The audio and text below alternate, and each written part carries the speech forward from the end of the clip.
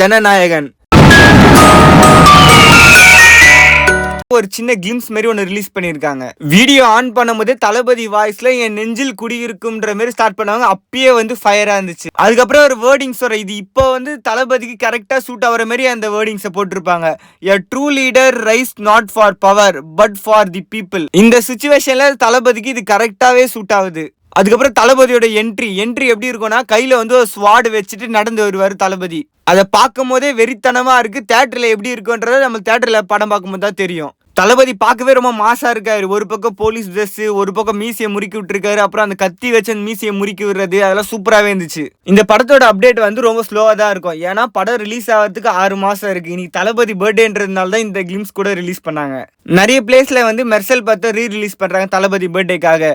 யாரெல்லாம் நீங்க மெர்சல் படத்துக்கு போறீங்கன்றத கமெண்ட்ல சொல்லுங்க.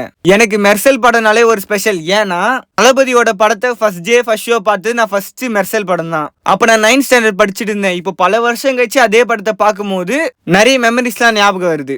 உங்களுக்கு மெர்சல் படம் எவ்வளவு பிடிக்குமோ அதை நீங்க கமெண்ட்ல சொல்லுங்க.